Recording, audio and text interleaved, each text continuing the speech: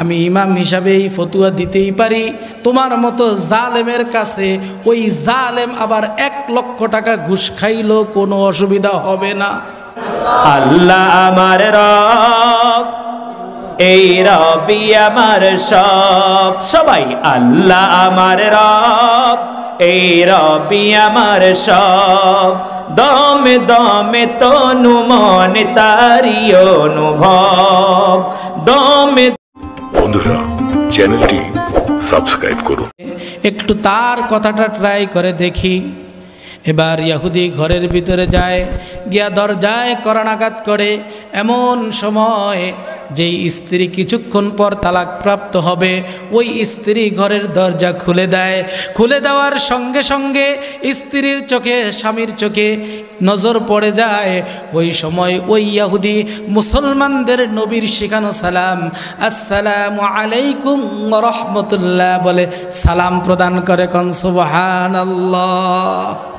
সালামুন কওলাম মির রাব্বির রহিম। সালাম দিলে রহমত আসে কার পক্ষ থেকে? আরো জোরে বলেন, কার পক্ষ থেকে? যখন ইহুদি তার স্ত্রীকে সালাম দিছে, ইহুদির স্ত্রীর চোখ দিয়া টপ টপ করে পানি পড়তেছে। সুবহানাল্লাহ। স্ত্রী ডাক দিয়া বলে, স্বামী হে আমার, আপনার সঙ্গে কে আসছে গো স্বামী? ইহুদি স্বামী ডাক দিয়া বলে, উকিল নিয়ে আসছি, কিছুক্ষণের মধ্যে তালাকের কাগজপত্র ওকে হয়ে যাবে, তুমি আমার থেকে হালাক হয়ে যাবে, তুমি তোমার মতন থাকতে পারবে, আমি আমার মতো থাকতে পারবো। এবার ইহুদির স্ত্রী ডাক দিয়া বলে, স্বামী হে আমার, একটু জবাব দেন আমার সাথে। ওই উকিলের কথা পরে বলবেন, যেই বাক্যটা আমাকে প্রদান করেছেন, যে সম্বোধনটা আমাকে প্রদান করেছেন, বলেন এটা আপনি কোথা থেকে শিখেছেন? এবার ইহুদি স্বামী মনে মনে ভাবতেছে, আহারে মুসলমানদের নবী মুহাম্মদ আমিন তো সত্য কথাই বলে, যে স্ত্রী আমি আসলে সালাম তো দূরের কথা, দরজাটাও ঠিকমতো খোলে না, খাবারটা ঠিকমতো বাড়িয়া রাখে না, শীতকালে গরম খাবার তো দূরের কথা, ঠান্ডা খাবারটাও অনেক আমার সময় নিয়ে খাইতে হয়। এরকমও স্বামী আছে না নাই? এরকম স্ত্রী আছে না নাই? ভাইরা রে আমার, বন্ধুরা রে আমার, আল্লাহর ইশারা বুঝা বড় দায়। এবার ইহুদি ডাক দিয়া বলে, আমি তোমাকে সালাম দিলাম, এটা তো মুসলমানদের সালাম, মুসলমানদের কথা আমি শিখে আসলাম। ইহুদির স্ত্রী ডাক দেয়া বলে, স্বামী হে আমার, আজকে কতটা বছর তোমার সঙ্গে সংসার করি, বিশ্বাস করো, ওই আল্লাহর কসম করে, মুসলমানদের আল্লাহর কসম করে বলতেছি, স্বামী হে আমার, শুনে রাখো, তোমার জন্য এতটা বছর তোমার সঙ্গে সংসার করি, কোনো দিন তোমার জন্য আমার এত মায়া হয় নাই। আজকে একটা সালাম দেওয়ার সঙ্গে সঙ্গে তোমার প্রতি আমার যত মায়া লেগে গেছে। সুবহানাল্লাহ। স্বামী হে আমার, উকিলকে বিদায় করে দাও, তালাক আর দরকার নাই, এতদিন যা হয়ে গেছে আমাকে মাফ করে দাও। সুবহানাল্লাহ কইবেন না? একটা মাত্র সালাম, আজকে সেই সালাম সমাজের ভিতরে নাই। মুরব্বীরা তাকায় থাকে, ছোটরা কখন সালাম দিবে। বাবাজিরা আমার, আপনি আপনার সন্তানটাকে ঘরে ঢোকার সময় সালাম দেন, স্বামীরা তাকায় থাকে, স্ত্রী তাকে সালাম দিবে না। স্বামী হে ভাইরা আমার, আপনি ঘরে ঢোকার সঙ্গে সঙ্গে স্ত্রীকে সালাম দেন, আজকে সালাম দেন, আগামী দিন সালাম দেন, পরশু সালাম দেন, তারপরের দিন দেন, তারপরের দিন দেন, তারপরের দিন দেন, এভাবে আপনি 7 দিন 10 দিন 1 মাস যাবত দিতে থাকেন। আমি আপনাকে বলছি, সালামের এত মহাব্বত হয়ে যাবে, এরপরে আপনি দেখবেন আপনার স্ত্রীর আগে আপনি আর সালাম দিতে পারতেছেন না। সুবহানাল্লাহ। সন্তানটাকে ছোটবেলায় সালাম শিখান, বাই বাই টাটা হেলো মেলো বাদ দিয়ে দেন, এগুলো আজে বাজে কথা রে ভাই। সারা বছর আপনি টাটা টাটা করলেও কোনো সওয়াব হবে না।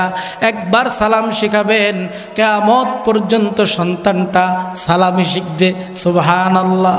সওয়াব আছে না নাই? বরকত আছে না নাই? মোহাব্বত আছে না নাই? এই জন্য ঘরে ঢোকার সঙ্গে সঙ্গে সালাম দেন, সন্তানকে সালাম দেন, ছোট ভাইকে সালাম দেন, বড় ভাইকে সালাম দেন, স্বামী স্ত্রীকে সালাম দেন, স্ত্রী স্বামীকে সালাম দেন। ইহুদি যখন তার স্ত্রীকে সালাম দিল, তালাক লণ্ডভণ্ড হয়ে গেল, তালাকের আর প্রয়োজন নাই। একজন স্বামী আরেকজন স্ত্রীকে জড়ায়া ধরে, স্বামী স্ত্রীকে জড়ায়া ধরে, স্ত্রী স্বামীকে জড়ায়া ধরে আর বলে, একটা সালামের কারণে যদি এত বড় মোহাব্বত হয়, তালাকের মতো সিদ্ধান্ত যদি দুলিশাত হয়ে যেতে পারে, এই মুসলমানদের শেখানো সালাম যদি এমন অবস্থা হয়, স্বামী হে আমার, ওই মুসলমানদের ধর্ম শিখলে না জানি আরো কত বড় মোহাব্বত হয়। চলে গেলেন স্বামী স্ত্রী নবীর দরবারে, গিয়ে বললেন, ইয়া রাসূলুল্লাহ, ইয়া হাবিবাল্লাহ, মুসলমানদের নবী আমার, দীর্ঘদিনের ঝগড়া একেবারে শেষ সালামের মধ্য দিয়ে কোন সুবহানাল্লাহ, বড় অপরাধ করে ফেলেছি। আপনার দরবারের সামনে যখন আসা যাওয়া করতাম, কানের ভিতরে আঙ্গুল লাগাইয়া দিতাম, না জানি কখন কোরআনের কথা আমার কানের ভিতরে ঢুকে যায়, মগজের ভিতরে ঢুকে যায়, দিমাগের ভিতরে ঢুকে যায়, না জানি কখন আমি মুসলমান হয়ে যাই।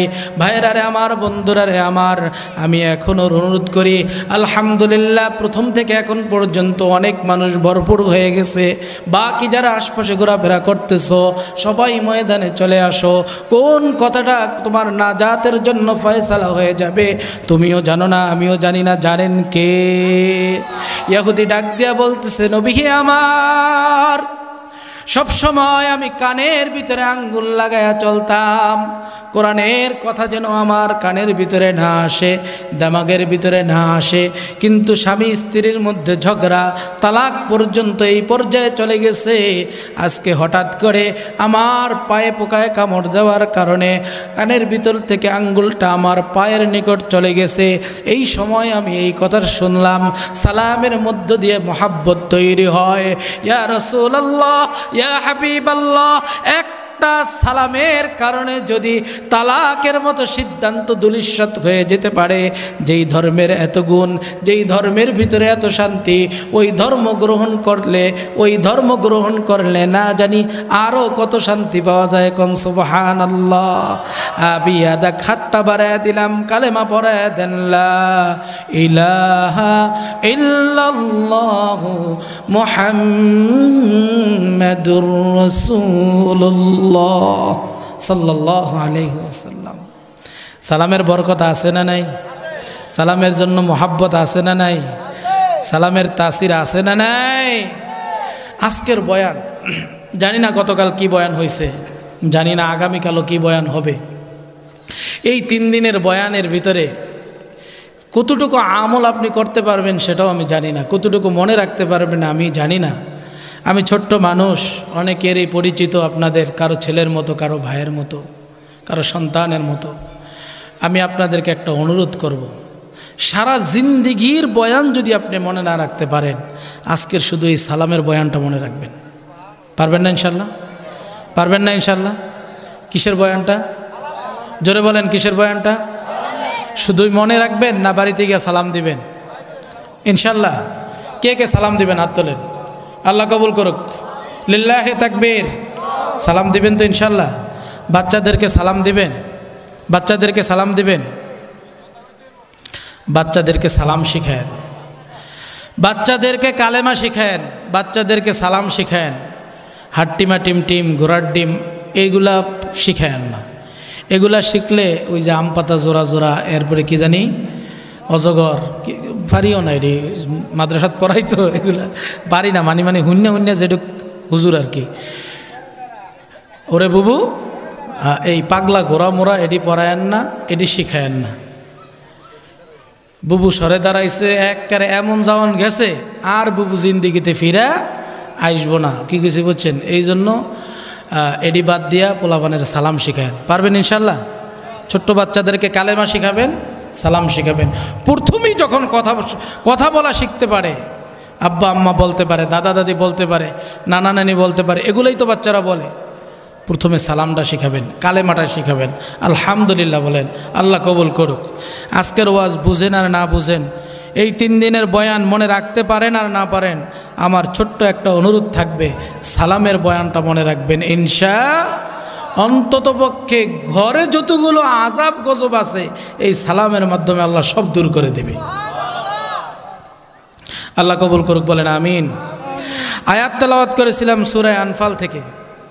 সূরা আনফালের 2য়, 3য়, 4র্থ 4টা আয়াত তেলাওয়াত করেছি। আল্লাহ যদি কবুল করে সংক্ষিপ্ত আকারে কিছু কথা বলার চেষ্টা করব। ওমা তৌফিক ইল্লা বিল্লাহ। শুনতে রাজি আছেন ইনশাআল্লাহ? শুনতে রাজি আছেন না? সালামের কথা মনে করতে রাখতে কইছি, এতটুকু পর্যন্তই শেষ, বলবো ইনশাআল্লাহ। এই আয়াতগুলোর ভিতরে সারসংক্ষেপ কথা হইল, আপনাকে মুমিন হতে হবে। কি হতে হবে? মনে আছে যে আপনি যতই ইবাদত করেন, 5 ওয়াক্ত নামাজ পড়েন আর তাহাজ্জুদ পড়েন, দান করেন আর সদকা করেন, হাফেজ হন আর গাজী হন, যদি মুমিনের কাতারে আপনার নামটা না থাকে তাহলে আপনার কিছুই হয় নাই, কিছুই। তো একজন মুমিন 5টা কাজ করবে। কয়টা কাজ করবে? এই আয়াতের আলোকে, আজকের আলোচনার আলোকে কয়টা কাজ করবে? জোরে বলেন কয়টা? যদি কোনো মুমিন এই 5টা কাজ করতে পারে, আল্লাহ রব্বুল আলামিন তাকে 3টা পুরস্কার দান করবে। সুবহানাল্লাহ। এমন 3টা পুরস্কার দান করবে যে 3টা পুরস্কার বান্দা পেলে আর জিন্দিগির মানে ইহকালীন জগৎ আর পরকালীন জগৎ আর কিছুই লাগবে না। কোন সুবহানাল্লাহ। এরকম পুরস্কার দরকার আছে না নাই? যদি আল্লাহ পুরস্কার দেয় যে মাফ করে জান্নাত দিয়া দেয়, আর কিছু লাগবো? জোরে বলেন। যদি আল্লাহ দুনিয়াতেও সম্মান দেয়, আখেরাতেও সম্মান দেয়, আর কিছু লাগবো? যদি আল্লাহ সম্মানজনক রিজিক দান করে, আর কিছু লাগবো? এরকম 3টা নিয়ামত আল্লাহ দান করবেন, বলেন সুবহানাল্লাহ। কাজ করতে হবে কয়টা? আমার কথা কি বোঝা যায়? আমার কথা কি বোঝা যায়? কে কে বোঝেন না হাত তোলেন। কথা যদি বোঝা না যায় তাহলে এতক্ষণ বক বক করে কোনো লাভ নাই।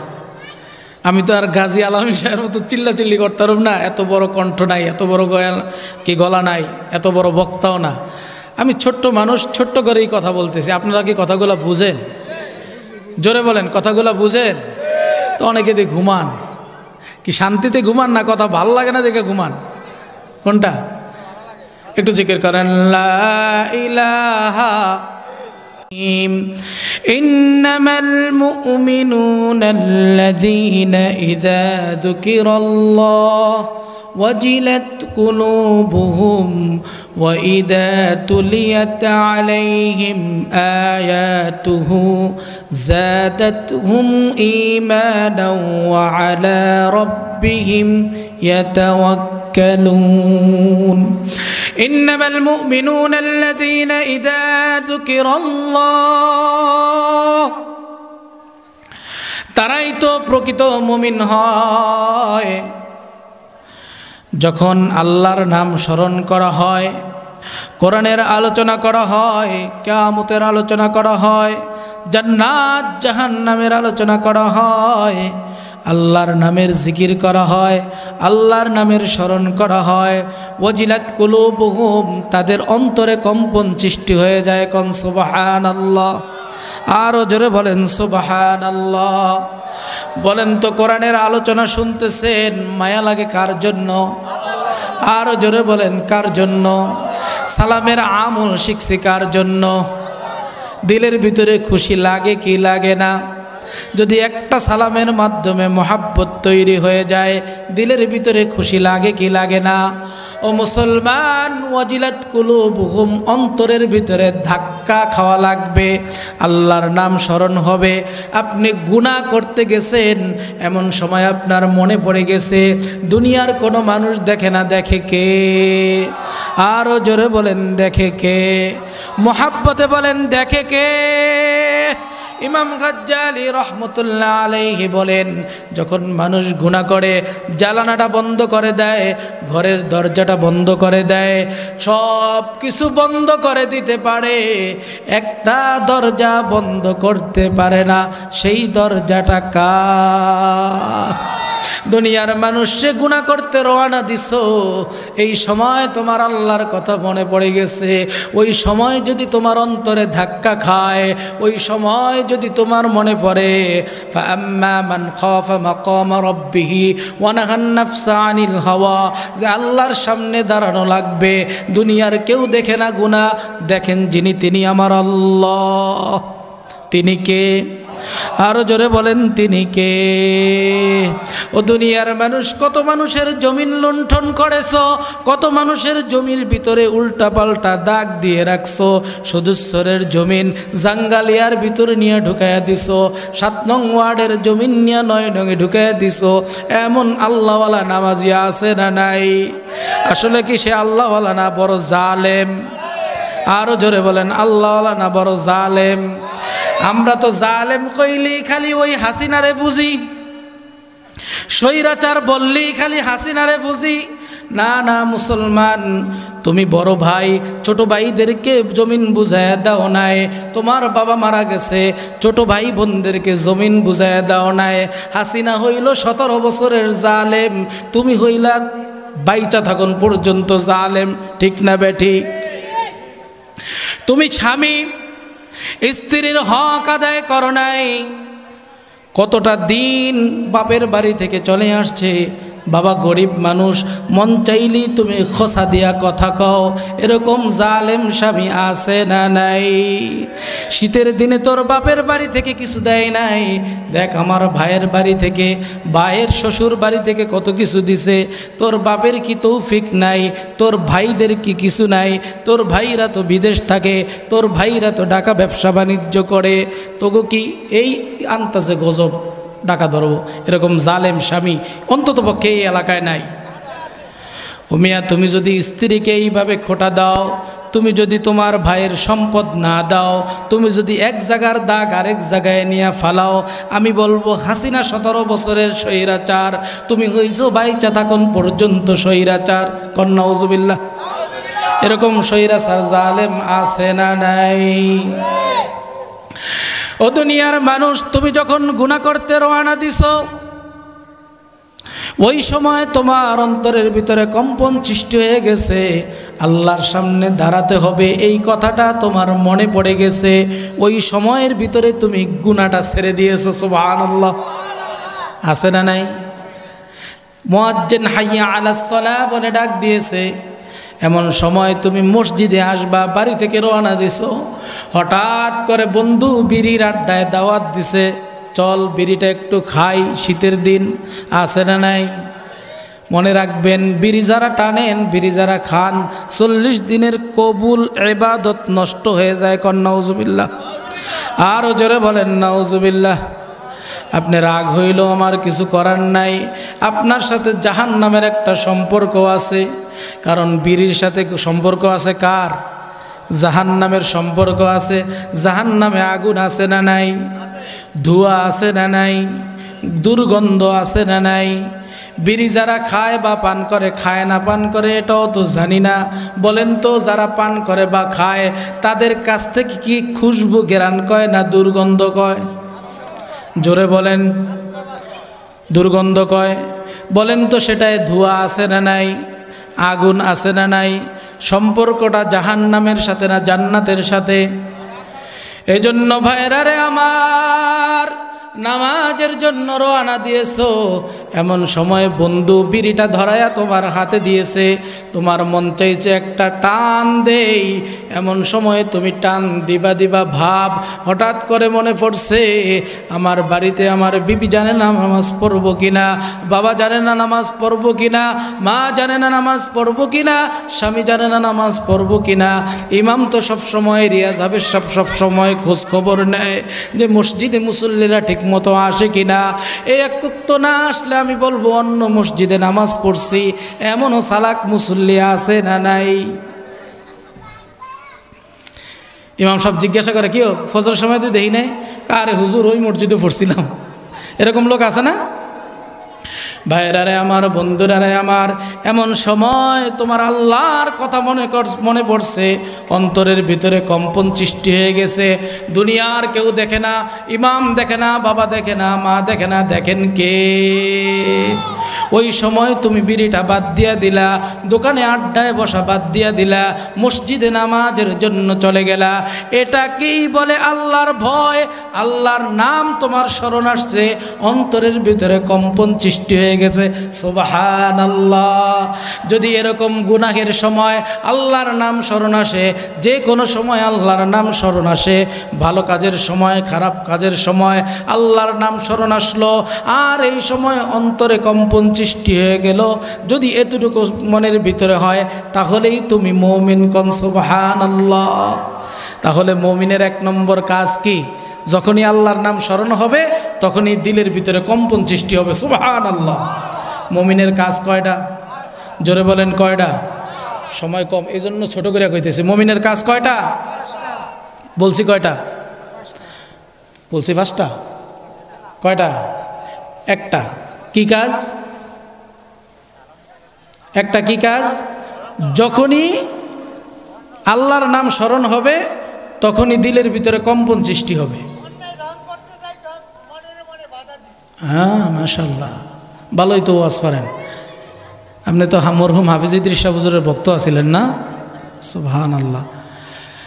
আল্লাহ আপনার দিনের জন্য কবুল করুক, 5 ওয়াক্ত নামাজি বানায় দেখ, এরপরে আরো ভালো বানায় দেখ। কি কন?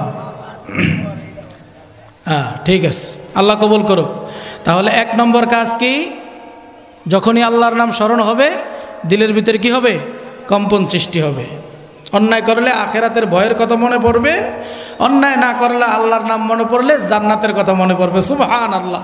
তার মানে আল্লাহর নাম আসবে তো দিলের ভিতরে একটা কিছু আসবে। সুবহানাল্লাহ। এটা হচ্ছে মুমিনের 1 নম্বর গুণ। বলেন সুবহানাল্লাহ। 2 নম্বর গুণ, وَإِذَا تُلِيَتْ عَلَيْهِمْ آيَاتُهُ زَادَتْهُمْ إِيمَانًا। যখন মুমিন কোরআনের আলোচনা শুনবে, যখন মুমিন কোরআন তেলাওয়াত শুনবে, যখন মুমিন কোরআনের মজলিসে আসবে, তখন তার ঈমান বৃদ্ধি পেতে থাকবে। কোন সুবহানাল্লাহ। বলেন তো ঈমান বৃদ্ধি পাবো কেমনে বুঝবেন? বলে যখন আপনার কাছে আলোচনা ভালো লাগবে, যখন কোরআন তেলাওয়াত ভালো লাগবে, যখন কোরআনের আলোচনা ভালো লাগবে, এই মজলিসগুলি ভালো লাগবে, তখনই আপনি বুঝতে পারবেন যে আপনার ঈমান বৃদ্ধি পেতে আছে। কোন সুবহানাল্লাহ। ঈমান বাড়তে আছে, বাড়তে আছে, বাড়তে আছে। কি করতে আছে? এবার বলেন তো আপনাদের ঈমান বাড়তে আছে না কমতে আছে? বাড়তে আছে না কমতে আছে? যদি কমতো আলোচনা ভালো লাগতো না, চলে যেতেন। যেহেতু বসে আছেন, শুনতেছেন, তাহলে এই কোরআন সাক্ষী, মজলিস সাক্ষী, তার মানে আপনাদের ঈমান বাড়তেছে। কোন সুবহানাল্লাহ। এই জন্য আপনারা খুশি না বেজার? কম না বেশি? ঈমান বাড়ার দরকার আছে না নাই? লিল্লাহি তাকবীর। ঈমান যদি না বাড়ে, আপনি জানেন আল্লাহ রাসূল সাল্লাল্লাহু আলাইহি ওয়াসাল্লামের হাদিস, মানুষের ঈমান সন্ধ্যাকালে থাকে একরকম, সকালবেলা থাকে একরকম। আবার সকালবেলা থাকে একরকম, সন্ধ্যাকালে থাকে আরেক রকম। যদি ঈমান কমা অবস্থায় বা ঈমান না থাকা অবস্থায় মানুষ মারা যায়, তখন মানুষগুলা যাবে কোথায়? আর যদি ঈমান থাকা অবস্থায় মরে, জান্নাতে। তো ঈমান বাড়া দরকার আছে না কমার দরকার আছে? এজন্য সবসময় কোরআনের মজলিসে থাকবেন, আল্লাহওয়ালাদের সাথে থাকবেন, দ্বীনের কাজের সাথে থাকবেন। যেই লোকটা আল্লাহর নাম শোনার পরে অন্তরে কম্পন সৃষ্টি হয়, ওই লোকটাই কোরআন তেলাওয়াত শুনলে পড়লে ঈমান বৃদ্ধি পায়। কোন সুবহানাল্লাহ। যেই লোকটার দিলের ভিতরে আল্লাহর মায়া আছে, আল্লাহর মহাব্বত আছে, ওই লোকটা কোরআন তেলাওয়াত শোনার কারণে ঈমান বৃদ্ধি পেল। এবার লোকটার 3 নম্বর অবস্থা কি হবে? ওয়া আলা রাব্বিহিম ইয়াতাওয়াক্কালুন। লোকটা বিপদে পড়বে, আপদে পড়বে, ঝগড়ায় পড়বে, ঝামেলায় পড়বে, মামলায় পড়বে, হামলায় পড়বে, কত রকমের হুমকি থাকবে, দামকি থাকবে, স্ত্রী থেকে বিপদ আসবে, সন্তান থেকে বিপদ আসবে, ভাইয়ের কাছ থেকে বিপদ আসবে, বাবার কাছ থেকে বিপদ আসবে, এলাকাবাসীর কাছ থেকে বিপদ আসবে, শহর থেকে বিপদ আসবে, গ্রাম থেকে বিপদ আসবে। যত রকমের বিপদ থাকুক, কখনো খাদ্যের সমস্যা হবে, কখনো রিজিকের সমস্যা হবে, কখনো বন্দার পোশাকের সমস্যা হবে, কখনো অসুখ বিসুখের সমস্যা হবে, কখনো চিকিৎসার সমস্যা হবে। যে অবস্থায় থাকুক না কেন, ওই বান্দা একমাত্র শুধুমাত্র কেবলমাত্র আল্লাহ রব্বুল আলামিনের উপর তাওয়াক্কাল করবে। কোন সুবহানাল্লাহ। তাওয়াক্কাল করব কার উপর? আরো জোরে বলেন, তাওয়াক্কাল করব কার উপর? তাহলে মুমিন যারা হবে তার 1 নম্বর কাজ, যখন আল্লাহর নাম স্মরণ হবে অন্তরে ধাক্কা লাগবে। 2 নম্বর কাজ, কোরআন তেলাওয়াত শুরু করবে, ঈমান বৃদ্ধি পাবে। 3 নম্বর কাজ, যে অবস্থায় থাকুক না কেন সে তাওয়াক্কাল করবে কার উপর? এই 3টা কি বোঝা গেছে কি যায় নাই? বোঝা গেছে? কে বোঝেন না একটু হাত তুলে দেখান। যদি বুঝেন তাহলে বাকি 2টাও বুঝতে পারবেন। আল্লাহ কবুল করুক, বলেন আমিন। কথাগুলো বোঝা যায়? কয় নম্বর পর্যন্ত গেছে? মুমিনের কাজ কয়টা? এই আয়াতের আলোকে 5টা, মানে এই আজকের আলোচনার আলোকে 5টা কাজ যদি মুমিন করে, 3টা পুরস্কার এমন আল্লাহ দিবে, যেই 3টা পুরস্কার পাওয়ার পরে আর কোনো পুরস্কারই লাগবে না। এই জন্য সন্তানগুলাকে নুরানি মাদ্রাসায় পাঠায় দেন, হাজী আব্দুল করিম মিয়া মাদ্রাসায় পাঠায় দেন, বিভিন্ন নুরানি মাদ্রাসায়গুলি পাঠায় দেন। আপনি মসজিদে ঠিকই 5টা কাজ করে ঢুকেন, কিন্তু 5টা সুন্নত যে আছে আপনি জানেন না। কিন্তু হাজী আব্দুল করিম মিয়া নুরানি মাদ্রাসার 2 ক্লাসের ছাত্রদেরকে জিজ্ঞাসা করেন, ও বাবা, মসজিদে ঢোকার আদব কয়টা? সে বলবে 5টা। আপনি জিজ্ঞাসা করবেন কি কি? এবার সে বলবে, প্রথমে তুমি ডান পা দিয়া ঢুকো, এরপরে বিসমিল্লাহ বলো, এরপরে আল্লাহুম্মা আফতাহলি আবওয়াবা রাহমাতিক বলো, এরপরে দুরূদ পড়ো, এরপরে তুমি সুন্নতুল ইতিকাফের নিয়ত করো। কোন সুবহানাল্লাহ। আবার বের হওয়ার সময় 5টা আদব আছে না নাই?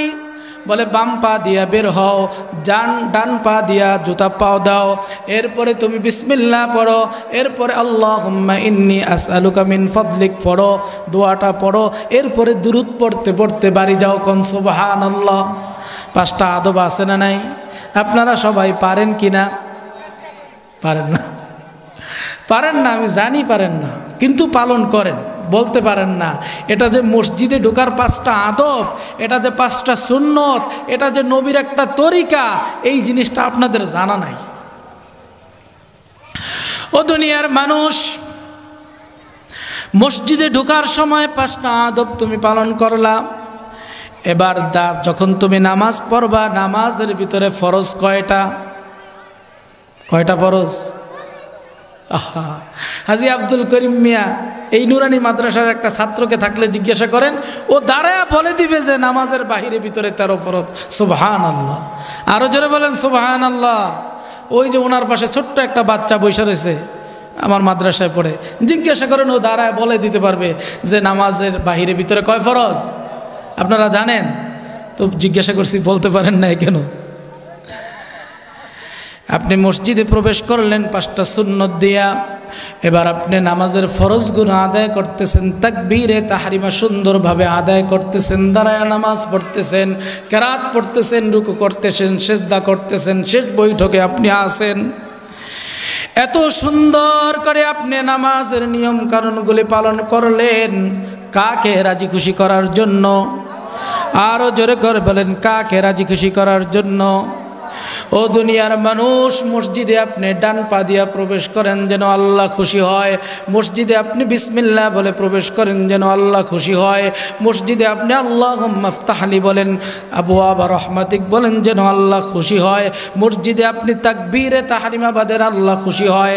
তাকবীরে তাহরিমা থেকে শুরু করে সালাম ফিরানো পর্যন্ত প্রত্যেকটা কাজ বান্দা তুমি করো যেন আল্লাহ খুশি হয়। দুনিয়ার মানুষ, বলো তো ওই নামাজ থেকে তুমি কি শিখছো? ওই নামাজ থেকে যদি আদব না শিখো, আখলাক না শিখো, রুকু না শিখো, সেজদা না শিখো, একত্ববোধ না শিখো, তাহলে সমাজে এসে তুমি কি করবা? কারণ মসজিদে যে আল্লাহকে সন্তুষ্ট করার জন্য ওই নামাজ তাকবীর থেকে শুরু করে সালাম ফেরানো পর্যন্ত আদায় করো যেই ব্যক্তি, ওই ব্যক্তি সমাজের প্রত্যেকটা কাজও আল্লাহকে সন্তুষ্ট করার জন্য করার দরকার আছে না নাই? যেই ব্যক্তি মসজিদে আল্লাহর হুকুম মানে, সমাজে আল্লাহর হুকুম মানে না, ওটা খাঁটি মুমিন এখনো পর্যন্ত হতে পারে। এই জন্য এটাকেই বলা হয় নামাজ কায়েম করা। মসজিদ থেকে যা শিখছো সমাজে সেটা প্রচার করো, সমাজে সেটা কায়েম করো। মসজিদ থেকে কি শিখছো? ধনী গরিবের কোনো পার্থক্য নাই। জমিদার আসলো যেই কাতারে বসে, এরপরে ছোট লোক আসলো সেই কাতারে বসে, সবাই ইমামের অনুসরণ করে। কেউ ইমামের আগে রুকুতে যায় না, কেউ ইমামের আগে সেজদা দেয় না, কেউ ইমামের আগে সালাম ফিরায় না। কারণ বান্দা জানে ইমামের আগে সালাম ফিরাইলে নামাজ হয় না, রুকুতে গেলে নামাজ হয় না, সেজদায় গেলে নামাজ হয় না। ও মুসলমান, মসজিদের ইমামকে তুমি মানতে পারো, সমাজের ইমামকে তুমি কেন মানতে পারো না? যদি মসজিদের ইমামকে মানা তোমার জন্য ফরজ হয়, সমাজের ইমামকেও মানা তোমার জন্য ফরজ হয়। যদি তুমি মসজিদে নামাজটা ঠিকমতো পড়ে ইমামকে মানতে পারো, এটা হবে তোমার জন্য সালাত আদায় করা। আর ওই ইমাম থেকে শিখে যদি এই কাজগুলি সমাজে প্রতিষ্ঠিত করতে পারো, এটা হবে সমাজে সালাত কায়েম করা। কোন সুবহানাল্লাহ। এবার সালাত কায়েম করা আর আদায় করার ভিতরে পার্থক্যটা বুঝছেন? বলে হুজুর সমাজের ইমাম কেমনে মানব? সমাজের ইমাম তো সুদখোর, সমাজের ইমাম হচ্ছে ঘুষখোর। একটা বিচার যখন চাইতে যায় কমপক্ষে 10,000 টাকা ঘুষ চায়, এরকমও ইমাম সমাজে আছে না নাই? আমি বলবো না তাদের একটু দোষও না, একটু দোষও না। সেই ব্যক্তি যখন নির্বাচনে দাঁড়ায়, তোমাকে যখন পকেট থেকে 1000 টাকার নোট বের করে, তখন তো আর তোমার দেমাগ বুদ্ধি কিছুই থাকে না। যেই লোকটার কাছ থেকে 1000 টাকা ঘুষ খায়া তুমি একটা জালেম সমাজে বসায়া দিছো, আমি ইমাম হিসাবে এই ফতুয়া দিতেই পারি, তোমার মতো জালেমের কাছে ওই জালেম আবার 1 লক্ষ টাকা ঘুষ খাইলেও কোনো অসুবিধা হবে না। নাউজুবিল্লাহ হবেন না? আপনি আবার ফাইললে জসিম ভাই এডুক খালি ছাড়িয়া দেন যে আব্দুল্লাহ হুজুরে কইছে যে 1 লক্ষ টাকা সুদ খাইলেও কোনো সমস্যা হবে না। কি ওয়াজ কি এরকম করছি? ওয়াজ কি এরকম করছি? আপনি যদি হেরতে 2000 টাকা ঘুষ খায় একটা জালেম বসাইতে পারেন, ও মুসলমান, ওই জালেম আপনার কাছ থেকে 2 লক্ষ টাকা যদি চান্দা চায়, এটা কি অসুবিধার কিছু? এই জন্য সমাজের ইমাম নির্বাচন করার সময় একটু খেয়াল রাখবেন। সমাজের ইমাম নির্বাচন করার সময় একটু খেয়াল রাখবেন। এই মসজিদে আমি এই এলাকায় 2012 সালে ঢুকছি, তখন থেকে এই মসজিদে 6 জন ইমাম আজ পর্যন্ত পাল্টানো হয়েছে। ইমাম রাখার সময় 6 জন না হলে 5 জন, 5 জন না হয় 6 জন, যতজনই হোক কম বেশি হতে পারে। বলেন তো ইমাম রাখার সময় অনেকগুলো গুণ আপনারা দেখছেন কি দেখেন নাই?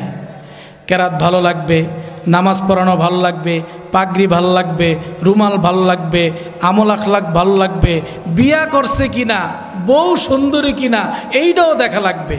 কি লাগবে কি লাগবে না? আরে ভাই আপনি শুধু নামাজ পড়বেন, নামাজটা হইলেই তো হয়, এটুক খেয়াল করলেই তো হয়। তার বাড়ির বউ সুন্দর কিনা এটাও আপনাকে দেখা লাগবে, কারণ সে আপনার ইমাম। ও মুসলমান, যে সমাজের ইমাম, যে রাষ্ট্র চালাইব, সমাজ চালাইব, তার এগুলা দেখার দরকার আছে না নাই? আপনারা ওগুলা খেয়াল করেন না, এই জন্যই খালি আপনারা সমাজের ইমাম নির্বাচন করতে পারেন না, বিদায় সমাজে আপনাদের এত দুর্গতি। বলেন নাউজুবিল্লাহ। এজন্য শুধু সালাত আদায় করলেই হবে না, সালাত কায়েম করা লাগবে। একজন মুমিনের কয়টা গুণ? জোরে বলেন। 5টা। কয়টা কাজ? আমরা জানলাম কয়টা? 4টা। 1, যখনই আল্লাহর নাম স্মরণ হবে অন্তরে কম্পন সৃষ্টি হবে। 2, যখনই কোরআন তেলাওয়াত শুনবে ইমান বৃদ্ধি পাবে। 3, বিপদ আপদ যাই থাকুক না কেন তাওয়াক্কাল কার উপর? 4, শুধু নামাজ আদায় করলেই হবে না, নামাজ কায়েম করা লাগবে। বাকি আছে কয়টা? বাকি আছে কয়টা? 5 নম্বর কাজ, ওয়া মিম্মা রাযাকনাহুম ইউনফিকুন। একজন মুমিনের 5 নম্বর কাজ হচ্ছে, মুমিন মুসলমান শুনে নাও, আল্লাহ রাব্বুল আলামিন তোমাকে যেই সম্পদ দান করছে, যেই রিজিক দান করছে, সেখান থেকে আল্লাহর রাস্তায় সাদকা করা। কোন সুবহানাল্লাহ।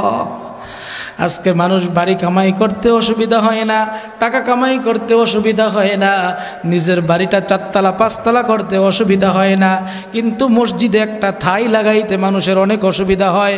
এরকমও লোক সমাজে আছে না নাই? ও দুনিয়ার মানুষ, আল্লাহ কখনো বলে নাই যে তোমার সম্পদ থেকে তুমি দান করো। সমস্ত জায়গায় আলেম ওলামাদেরকে জিজ্ঞাসা করে দেখবেন, যত জায়গায় আল্লাহ দানের কথা বলছে, সমস্ত জায়গায় আল্লাহ একটাই কথা বলছে, আল্লাহ যে সম্পদ দিয়েছে সেখান থেকে দান করো। সুবহানাল্লাহ। আজকে আমরা দানের ব্যাপারে কৃপণ, দানের ব্যাপারে কৃপণ, এই জন্য মুসিবতগুলি আমাদের মাথার উপর ঘুরতেছে। হাদিসের ভিতরে আসছে, কোনো বান্দা যদি দান করে, তার মাথার উপর যত বিপদ আপদ থাকে সব বিপদগুলি আল্লাহ দূর করে দেয়। সুবহানাল্লাহ। দানের মাধ্যমে হায়াত বৃদ্ধি পায়, দানের মাধ্যমে রিজিক বৃদ্ধি পায়, দানের মাধ্যমে গুনাহ মাফ হয়। ও দুনিয়ার মানুষ, দানের মাধ্যমে সকল বিপদ আপদ থেকে আল্লাহ তাকে হেফাজত করে। কোন সুবহানাল্লাহ। দানের অনেক বড় ফজিলত, অনেক বড় ফজিলত, অনেক বড় বরকত। দানের ফজিলতের কথা বলার মতো সময় হবে না, ছোট্ট করে একটু কথা বলে যেতে চাই। কম হইলে আপনি নিয়মিত চেষ্টা করবেন, কম হইলে 1 টাকা হইলেও নিয়মিত দান করার, 5টা টাকা হইলেও নিয়মিত দান করার। এমন কোনো ব্যক্তি নাই যে ডেলি একটা চা খান না, ডেলি একটা পান খান না, এমন কোনো লোক এখানে আছেন? এমন কোনো লোক এখানে আছেন? আপনি চেষ্টা করবেন ডেলি একবার কমপক্ষে 5টা টাকা বা 1টা টাকা মসজিদে দেওয়ার জন্য। আল্লাহ কবুল করুক, বলে না আমিন। অনেক লোককে এরকম দেখেছি, হুজুর এই রোগটা ভালো হয় না, এত এত চিকিৎসা করছি, এরপরে কোরআনিক যে চিকিৎসা আছে এগুলোও মাঝে মধ্যে নেয়, তো দিলাম, এরপরেও ভালো হয় না। সব শেষে চিকিৎসা দিলাম কি, যে ভাই আপনি একটা কাজ করেন, আপনি প্রতিদিন কমপক্ষে 5টা টাকা করে মসজিদে দান করেন, বা মাদ্রাসায় দান করেন, বা এতিম মানুষকে দান করেন, যেখানে আপনার খুশি কমপক্ষে আপনি 5টা টাকা করে দান করেন। আপনার তৌফিক আছে 10 টাকা করে দান করেন, আপনার তৌফিক আছে আপনি 50 টাকা করে দান করেন। কি তৌফিক আছে না নাই? এক দোকানে বইলে কত টাকা যায় হিসাব আছে? বললাম আলহামদুলিল্লাহ, 2 মাস পরে রেজাল্ট আসলো, হুজুর আল্লাহ আমার এই বিপদটা থেকে বাঁচাই দিয়েছে। কন্যা সুবহানাল্লাহ। আরও জোরে বলেন সুবহানাল্লাহ। আরে ভাই, আমি তো শুধু একজন অনুবাদক, আমি হাদিসের আপনাকে অনুবাদটা শুনাইলাম যে আপনি দান করেন বিপদ দূর হয়ে যাবে। কথা তো আল্লাহর রসুলের, কথা কার? আরও জোরে বলেন কথা কার? বিশ্বাস হয়? দানের ব্যাপারে বখিল হবেন না, দানের ব্যাপারে আপনারা কৃপণ হবেন না। সম্পদের ক্ষতি হবে, সম্পদ আপনি পাবেন, সম্পদের ভিতরে বরকত পাবেন না। ওই যে বলছি, নিজের ঘরটা অনেক সুন্দর করে করেন, মসজিদটা সুন্দর করে করতে চান না, এত সুন্দর করে ঘর বানানোর পরেও ঘরের ভিতরে স্বামী স্ত্রীর মহব্বত নাই, ফুলাইন হয়েছে, সব জালেম। এরকম ঘর আছে না নাই? সব জালেম হয়েছে, 4টা-5টা যা হয়েছে সব ইয়াবাখোর, গাঁজাখোর, বাবাখোর, এই কাম। নাউজুবিল্লাহ বলবেন না? এরকম আছে না নাই? আছে না নাই? আপনার ঘরটা ঠিক করতে হলে আপনার সাধ্য পরিমাণ আপনি দান করেন। এই দান করতে গিয়া আপনি কখনো সুদের আশ্রয় নেবেন না, লোনের আশ্রয় নেবেন না। পাশাপাশি আরেকটা অনুরোধ করে যাই, আপনার যদি টাকা পয়সা না থাকে আপনি ছোট্ট ব্যবসা করেন, বাদাম বিক্রি করে খান। যদি আপনি তাও না পারেন, চকলেট বিক্রি করে খান। আপনি যদি একেবারে কোনো কাজ কাম না পারেন, রিক্সা চালাইতে না পারেন, অটো চালাইতে না পারেন, আমি আপনাকে বলছি আপনি মানুষের বাড়িতে বাড়িতে দোকানপাটে কাজ করে করে খান। এরপরেও যদি আপনি না পারেন, ভিক্ষা করে খান। আমি আপনাকে বলছি না আপনি ভিক্ষা করেন, যদি আপনি না পারেন তো ভিক্ষা করে খান, তারপরও সুদি ব্যাংক থেকে কখনো লোন নেবেন না। আল্লাহ কবুল করুক। আপনি জানেন না আপনার লোন, আপনার এই সুদ আপনাকে কতটা ধ্বংস করে দিতেছে। আপনার নামাজ কবুল হয় না, নামাজ পড়বেন, ছেড়ে দিবেন না, কিন্তু আপনি আগে সুদটা ছেড়ে দিবেন। মানুষ দান করতে পারে না কেন জানেন?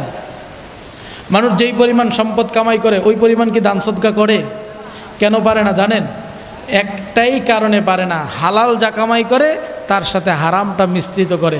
মানে ভালোভাবে কামাই করে, অল্প কামাই করেও সে চলতে পারতো, আবার বেশি খাওয়ার জন্য, ঘরটা আরও সুন্দর করার জন্য, দোকানটা আরও সুন্দর করার জন্য যখনই সে লোনের ভিতরে ঢোকে, সুদের ভিতরে ঢোকে, তখন হালাল হারাম মিশ্রিত হয়ে সবটাই নাপাক হয়ে যায়। তখন আর শান্তি থাকে না, শান্তি থাকে না। বলি নাউজুবিল্লাহ, আরও জোরে বলি নাউজুবিল্লাহ।